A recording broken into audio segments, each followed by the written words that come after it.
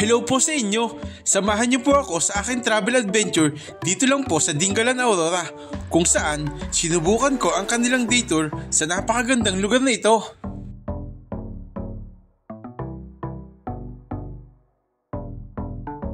Mula Batangas ay bumiyahe ako patungong Dingalan, Aurora, at ang una kong narating ay ang sikat na Heles Ningnangan and Restaurant.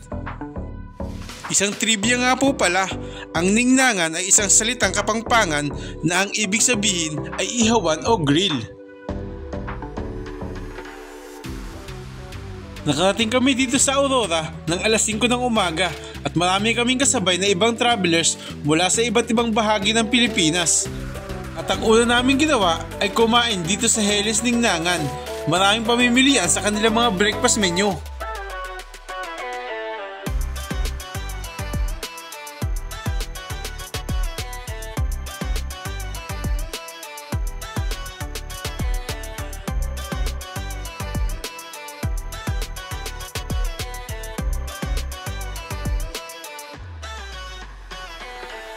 So ito na nga guys ang napili ko sa kanilang mga menu. Ito na, kakain na! At pagkatapos nga namin kumain ay narating na namin ang napakagandang Dingalan Feeder Port, kung saan ay nagkaroon ng orientation para malaman namin kung ano ang mga rules and regulations. Meron nga pala kaming designated tour guide. Sumunod po dito ay sumakay kami ng bangka upang marating namin ang aming next destination. At habang bumabaybay kami sa karagatan ay napansin kong napakalinis at napakaganda talaga ng Dingalan.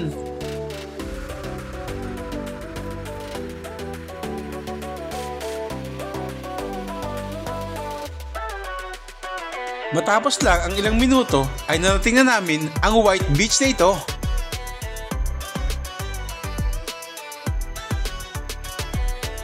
At shoutout nga pala sa mga napakabait na nakasama namin dito sa tour.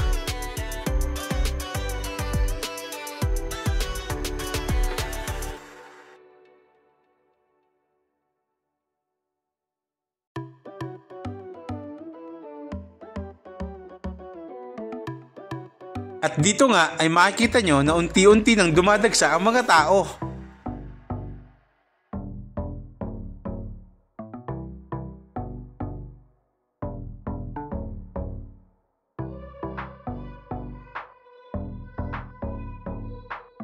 So guys, huwag kayong masyadong mag-alala kung pumunta kayo ng Dingalan at hindi kayo masyadong handa, dahil maraming mga tindahan na nagbebenta ng damit, mga paraphernalia at pagkain.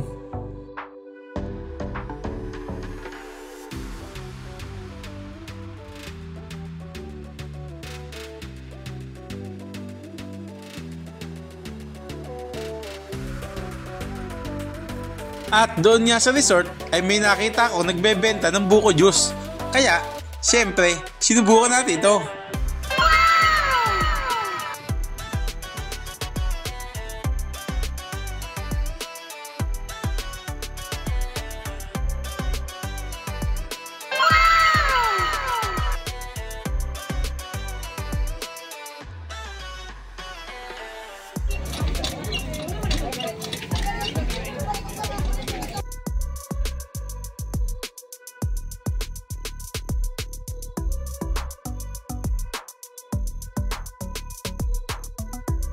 At isa sa aming mga activity para sa araw na yon ay ang mountain climbing. Bago kami umakyat ng bundok ay nagkaroon muna ng ilang paalala ang aming tour guide. Yan po yung mga kasama ko sa tour. At ito na nga, sinimulan ko na maglakad papunta doon sa site. Matarik ang daan papunta sa bundok. May mga ilang lubid lamang para iyong hawakan, kaya dapat mag-iingat kayo sa pag-akyat doon. At eto na nga, narating ko na ang tuktok ng bundok. Talagang napakaganda, kitang-kita mo ang Pacific Ocean. At ito na nga po ang tinatawag na Pacific Ocean View Deck. Maraming tao nung araw na iyon at kitang-kita nyo na napakaganda ng view. Tinatawag nga din po palang Batanes of the East ang Dingalan, Aurora. At shoutout nga pala ulit sa mga kasama namin sa day tour. The best po kayo!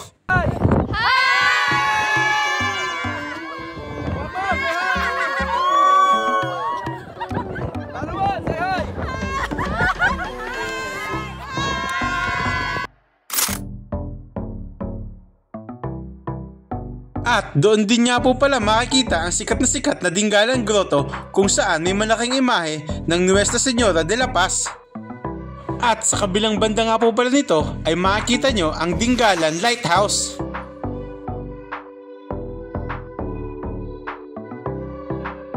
At shoutout nga po pala sa aking napaka-supportive na asawa na kasama ko sa day tour na iyon. Sumakay nga po pala ulit kami ng bangka para pumunta sa mga Dingalan Caves. At sa pagpunta namin doon ay nakita namin ang napakagandang natural rock formation at mountain cliffs.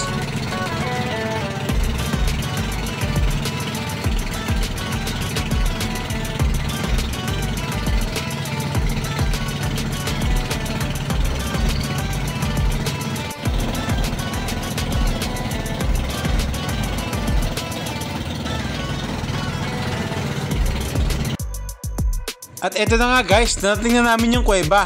Sa kasamaang palad ay hindi kami nakapunta doon dahil sobrang lakas ng hangin at ng alon. Para sa aming seguridad ay hindi na kami tumuloy. At kung nakarating kayo sa parting ito ng video, ay huwag niyo po sanang kalimutang mag-subscribe.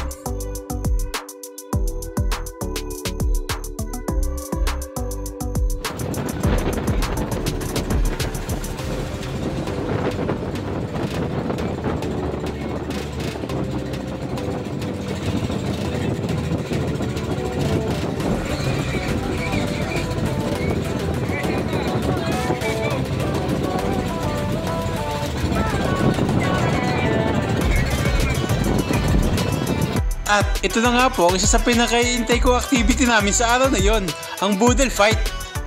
Kasama na nga po pala ito sa binayaran namin sa day tour. Papakita ko po sa inyo kung paano ang ginawang paghahanda ng aming tour guide.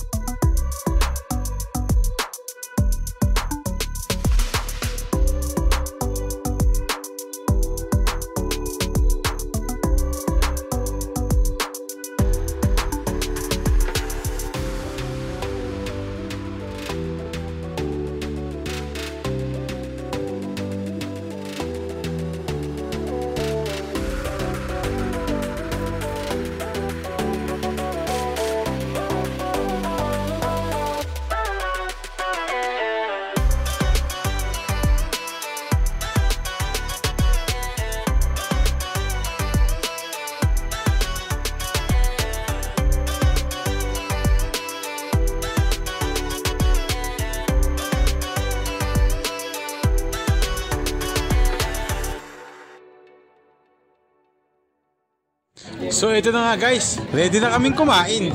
Hindi ko na lang binidyo yung pagkain namin dahil nakakahiya naman sa mga kasama ko. At ito na nga ang aftermath ng aming kainan. Talaga namang nabusog kami dito. At dumako naman po tayo sa huling bahagi ng aming activity. Ito po ay ang pagpunta sa Tanawan Falls. Dito pa rin po yan sa Dingalan, Aurora. Doon po ay meron po ulit mga tindahan para sa iyong mga pangangailangan kung saan makakaarkila ka ng life vest. Mula po doon sa entrance ay maglalakad pa po ng ilang metro pababa para marating ang Tanawan Falls. At eto na nga, narating na namin ang napakagandang Tanawan Falls.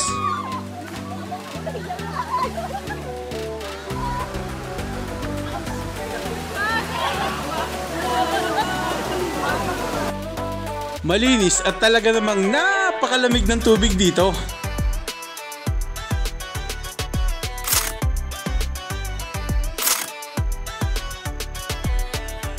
Maraming turista na katulad namin ang dumagsa nung araw na iyon.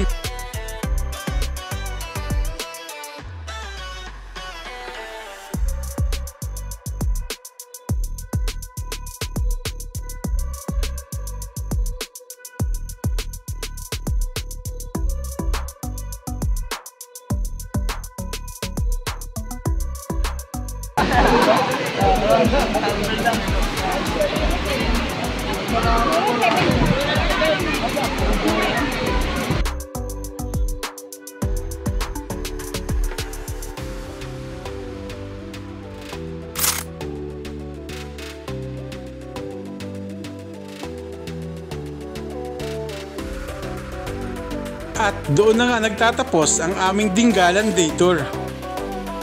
Isang magandang alaala na naman ng aking nabuo. Inirekomenda ko po na subukan nyo mag-travel sa Dingalan Aurora. Hanggang sa muli po, maraming salamat, Dingalan.